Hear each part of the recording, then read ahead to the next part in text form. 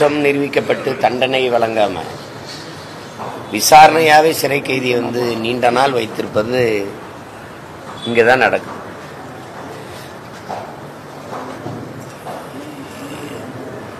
பதினைந்து ஆண்டுகள் ஏறக்குறைய. இப்ப நீங்க பாஷாப்பாலாம் இறந்துட்டாங்க.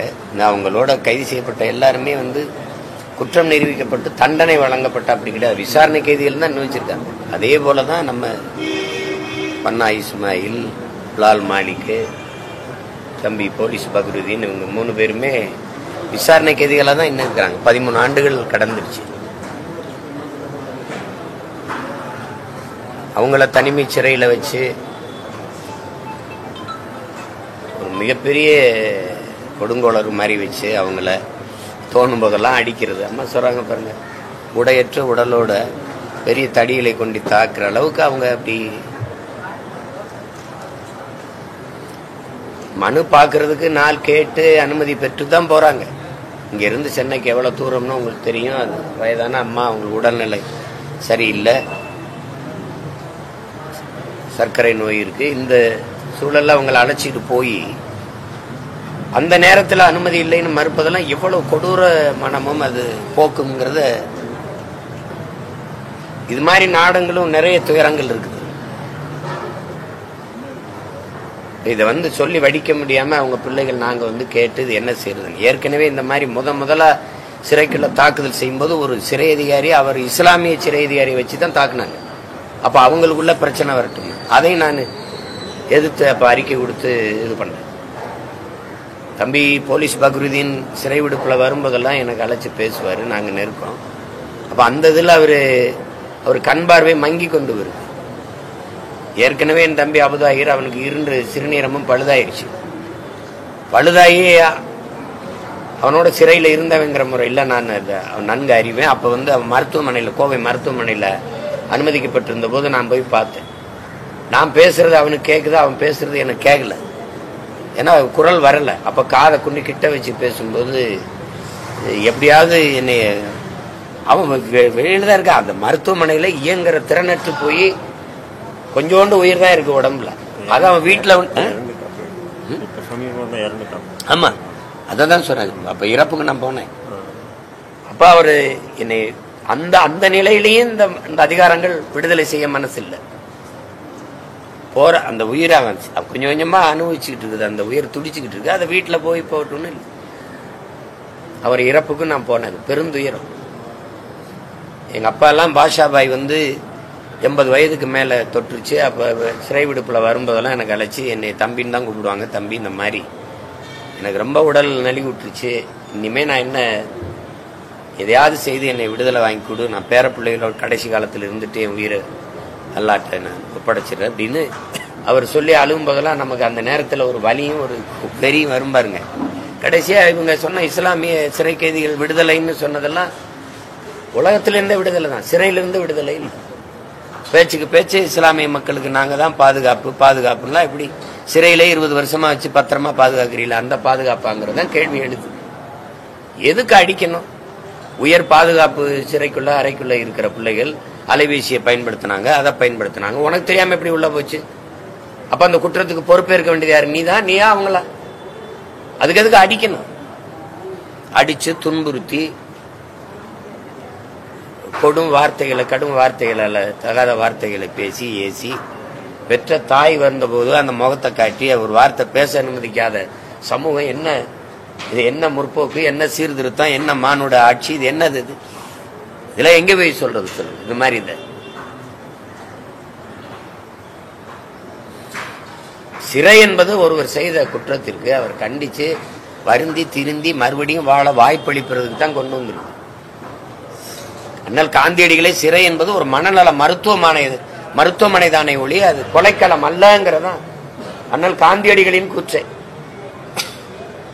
தண்டிக்கிறதுக்கல்ல, கண்டிச்சு திருத்தி இது பண்ணலாம்.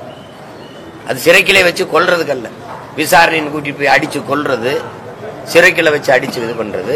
இங்க வெளியில தெரியுதா? இங்க தெரியல, அவ்வளவுதான். உலகத்திலே வலிமையான ஆயுதம் ஏழைகளின் கண்ணீர்ங்கிறான்.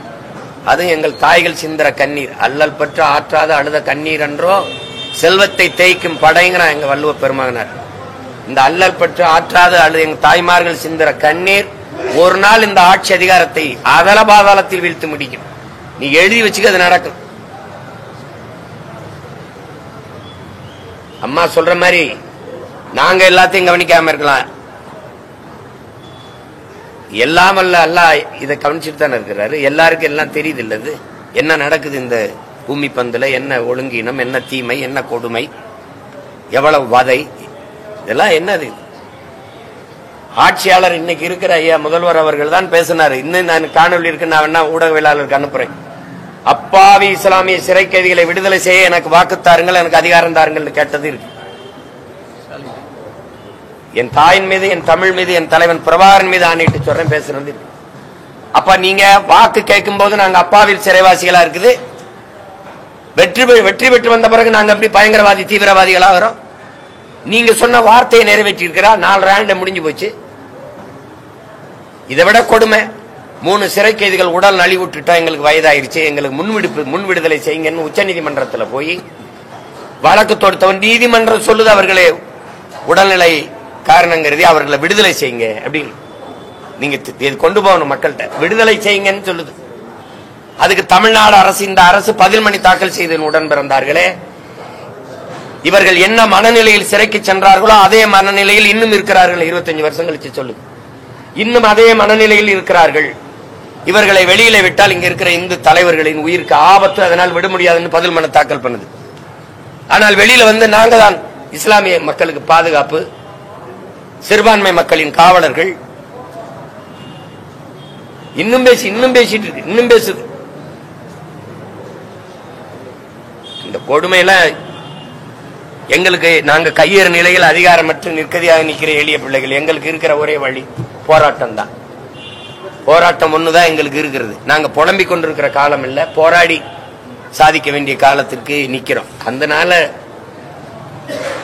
எங்க பிள்ளைகள் அவர்கள் குற்றமற்றவர்கள் நிரூபித்து வெளியில வர எங்களுக்கு வாய்ப்பு தரணும். 2வது, இந்த தேவையற்று தாக்குறது, அடிக்கிறது, எவன் கேட்பான், அவனுக்குன்னு யார் இருக்கா, அந்த எண்ணத்துல நீங்க தொட்டதுக்கெல்லாம் கை வச்சு நீங்க அடிச்சிட்டு இருக்க நல்லா இருக்கு. ஏற்கனவே 6 மாசத்துக்கு முன்னாடி இந்த வேலையை செஞ்சீங்க, அப்ப நாங்க கடும் கண்டனத்தை தெரிவிச்சு இது பண்ணோம்.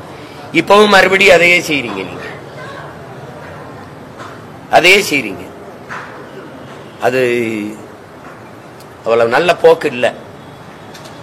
இதே நீங்க ஜெயராஜையும் பெனிக்ஸையும் விசாரணைன்னு கூட்டி போய் காவல் நிலையத்தில் அடிச்சு கொண்டீங்க. இப்ப திருப்பணத்துல அஜித்தை வந்து விசாரணைங்கிற பேர காவல் நிலையத்துக்கு கொண்டு போல எங்கேயோ ஒரு இடத்துல வச்சு அடிச்சு கொண்டு விட்டீங்க. இதே தானே இப்ப தங்கச்சி சொல்றாங்கல்ல, தற்கொலை செஞ்சு செத்து போடான்னு. எங்க மார்க்கம் அனுமதிக்கு இல்ல, ஹராம்னு சொல்லுது. கொடுத்த உயிரை எடுத்துக்கொள்ள அல்லாஹ் ஒருவனை தவிர எவனுக்கு அனுமதி இல்லைன்னு எங்க மார்க்கம் நம்புது. அதனால அது ஹராம், அவன் செய்ய மாட்டான். நீ அடிச்சு துன்புறுத்தி குற்றத்தை ஒத்துக்க, குற்றவாளியா இருந்தா தானே ஒத்துப்பான். அப்படி ஒண்ணு கோழைகள் இல்லையே. குற்றம் செஞ்சா ஆமா குற்றம் செஞ்சோம், அதுக்கு ஒரு வரையறை இருக்கு, முறை இருக்குல்ல. அதனால எங்களுக்கு அது ஒரு வழி இல்லை. நாங்கள் வந்து இந்த தாயின் பிள்ளைகள் எங்களுக்கு இருக்கிற கடைசி ஆயுதம் போராட்டம் தான். அதனால இப்ப தொடர்ச்சியா எனக்கு வந்து இந்த தொடர் போராட்டங்களும் இதுகள் இருக்கிறதுனால ஆகஸ்ட் மாதம் முதல் வாரத்துல ஒரு மாபெரும் போராட்டத்தை செய்வேன். எங்க விடுதலை, இந்த பிள்ளைகளின் விடுதலையை வேண்டி நான் செய்வேன். அதுக்கு மேல அல்லா இருக்கான்ல, எனக்குன்னு ஒரு அதிகாரம் வரும்போது நானே கதவை திறந்து விடுதலை செய்வேன். அவ்வளவுதான். கோரிக்கை வைக்கிறோம், மனு கொடுக்கிறோம், போராடுறோம். எங்கள் சிக்கல்களை, எங்கள் பிரச்சனைகளை அதிகாரங்கள் காது கொடுத்து கேட்கல, அதிகாரங்கள் கவனத்தில் எடுக்கல அப்படின்னா எளிய மக்கள் எங்களுக்கு ஒரே வழிதான் இருக்கு, அதிகாரத்தை கையில் எடுக்கிறது. வேற என்ன இருக்குது? அந்த களத்தில் உறுதியா நிக்கிறோம். இந்த தடவை இன்னும் பல மடங்கு பாய்ந்து நாங்க அதிகாரத்தை வெல்றதுக்கு முயற்சி பண்ணுவோம். எங்களுக்கு என்ன நபிகளார் எங்களுக்கு என்ன கற்பிச்சிருக்காரு? தீமையை எப்படி ஒழிப்பீர்கள் நபிகளாரே கேட்டதுக்கு பதில், தீமையை நன்மையை வச்சுதான் ஒழிப்பேன்ட்டு. நாங்க நன்மையின் பக்கம் நிக்கிறோம், சத்தியத்தின் பக்கம் நிக்கிறோம். இந்த தீமைகளை நன்மையை வச்சு ஒழிப்போம். வரலாறு எங்களும் காலச்சக்கரம் சுரண்டு கொண்டுதான் இருக்கிறது. ஒரு நாள் கீழே இருப்பவன் மேலே போவான், மேலே இருக்கிறவன் கீழே வருவான். இன்னைக்கு நீ மேலே இருக்கிற அதிகாரத்தில் இருக்க, நாங்க முச்சந்தில இருந்து கத்திக்கிட்டு இருக்கோம். ஒரு நாள் நாங்க அதிகாரத்துக்கு நீ முச்சந்திக்கு வருவ. இதான் நடந்திருக்கு வரலாறு. வரலாறுங்களும். அப்ப இன்னைக்கு நடக்கிறதா நிஜம்னு நினைச்சு நிரந்தரம் நினைச்சிருந்துடாதீங்க.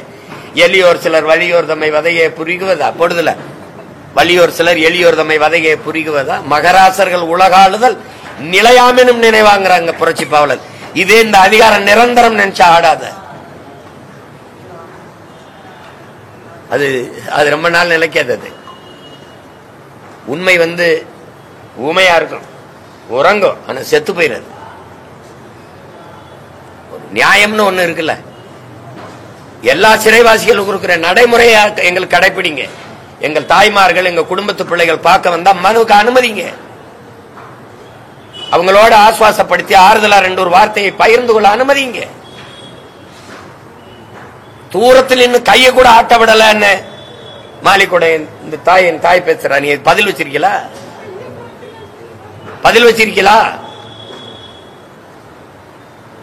கண் பார்வை மங்கி கொண்டிருக்குது பக்ரீதீனுக்கு. அவன் பார்வை இருக்கும் போதே அனுப்பி வைப்பா, என்னை பார்க்கட்டும் என் தாய், என்ன இந்த தாய் கேட்கிற பதில் வச்சிருக்கீங்களா?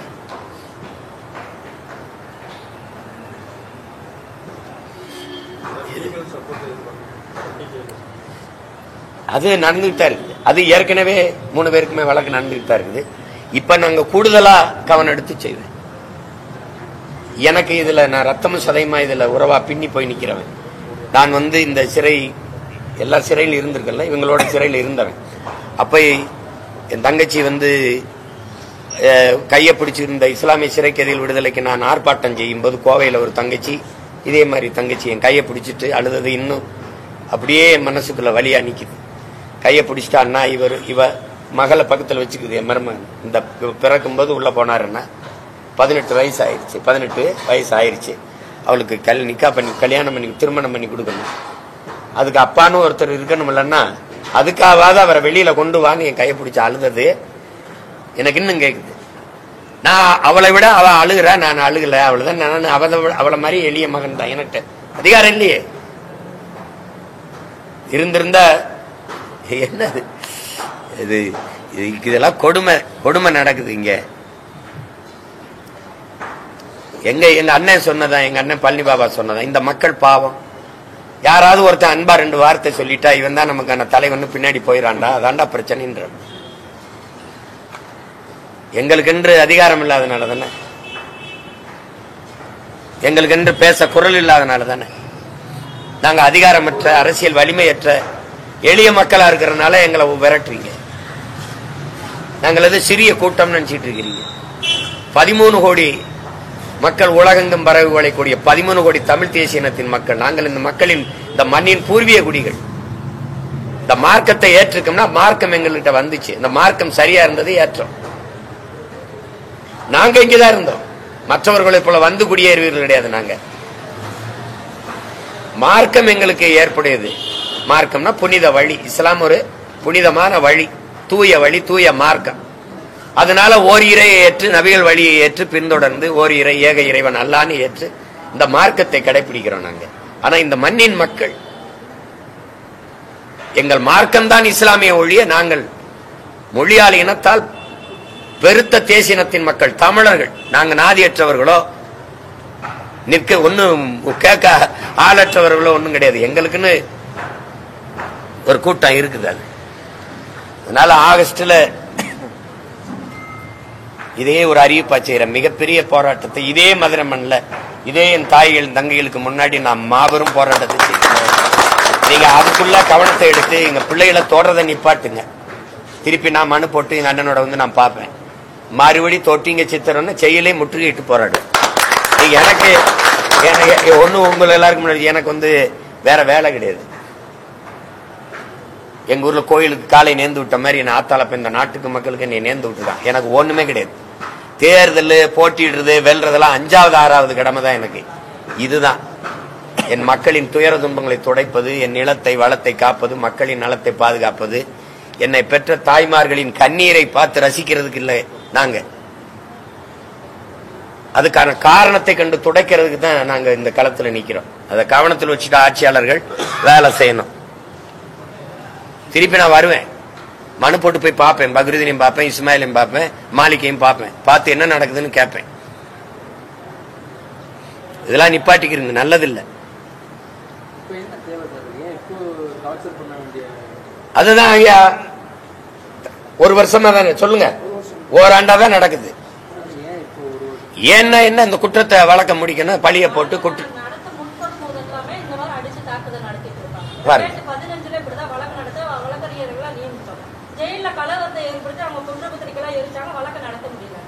மறுபடியும் ஒரு வருஷத்துக்கு முன்னாடி வழக்கு நடத்துறதுக்கு நாங்க எல்லா குடும்பத்தாரும் சம்மதிச்சு பொருளாதாரம் எல்லாமே ரெடி பண்றோம். வழக்கறிஞரை பார்க்க அதுக்கு என்ன முடிவுனா, வழக்கை கொண்டு போய் வச்சு வழக்கில நிரபராதின்னு வெளியில வரவிடக்கூடாது.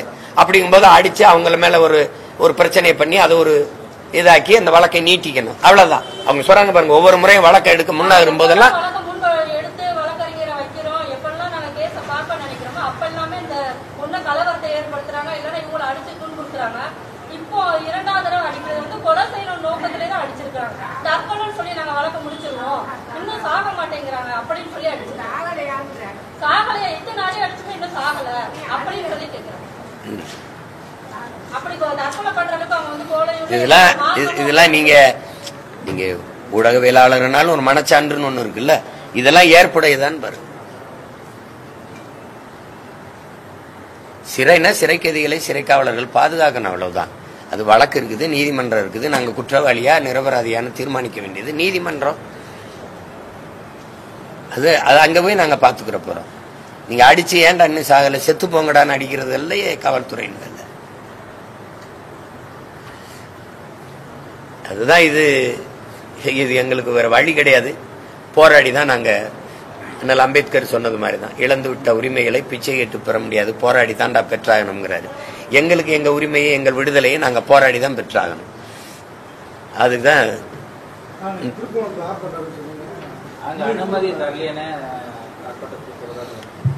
இல்ல அதுல என்ன நடக்குதுன்னா, 8ஆம் தேதி நாங்க அறிவிச்சு கேட்கும்போது, முதல்ல அனுமதி கேட்கும்போது கொடுத்துட்றாங்க. அப்புறம் கண்டந்தேவி தேர் திருவிழா இருக்குது, அது ரொம்ப உணர்வு பூர்வமான சிக்கலா இருக்குது, அது சென்சிட்டிவ் இஷ்யூங்கிறாங்க. அதனால மொத்த காவல்துறையும் நாங்க அங்க போயிருவோம் பாதுகாப்புக்கு.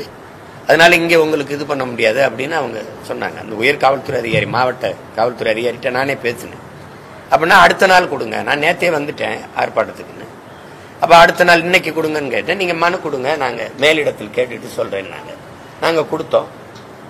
அப்புறமா இரவுல அந்த ஒரு நேரம் வச்சிருக்காங்க, அதிக 1 மணிக்கு தான் வேலை செய்யறாங்க அவங்க. இரவு ஒவ்வொரு நாளும் 1 மணிக்கு தான் மறுத்து கொடுக்கறதெல்லாம் 1 மணிக்கு வீட்டுல எழுப்பி கொடுப்பாங்க. இன்னைக்கு அதே மாதிரி இல்ல, எங்க நீதிமன்றத்துல வழக்கு இருக்குதுன்னு.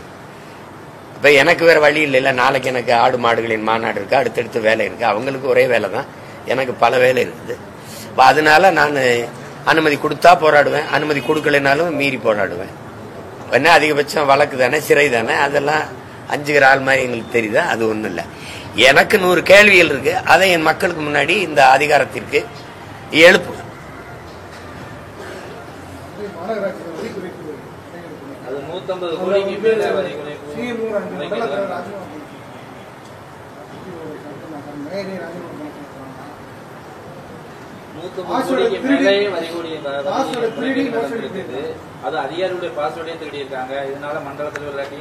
திருடர்களை நீங்க அதிகாரத்தில் வச்சா அப்புறம் பாஸ்வேர்டை திருடுறான், பணத்தை திருடுறான்னா நான் என்ன சொல்றது உங்களுக்கு? சொல்லுங்க.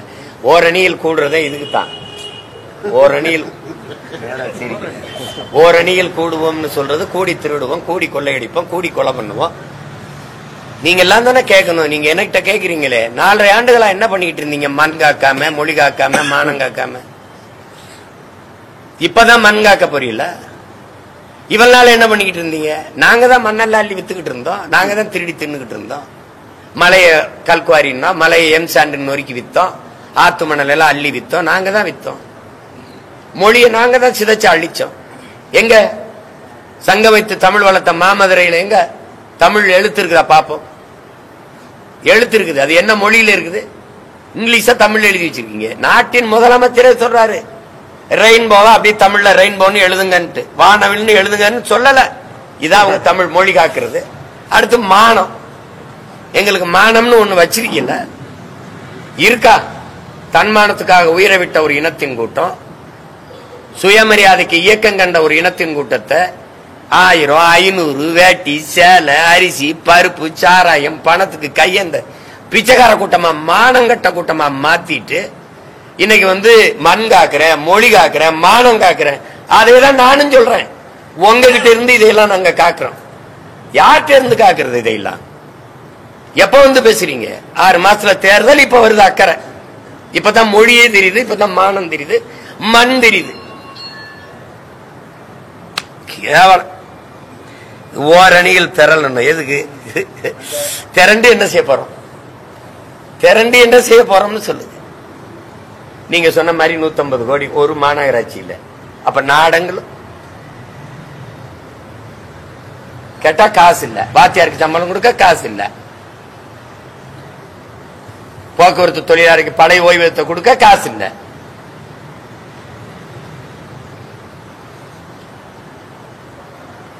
இந்த சிக்கலை கொண்டு போங்க. என் தாய் தங்கையினுடைய கண்ணீரை கொண்டு போங்க. ஆகஸ்ட் முதல் வாரத்தில் மிகப்பெரிய போராட்டம் இருக்குங்கிற செய்தியை கொண்டு போங்க. நன்றி, வணக்கம்.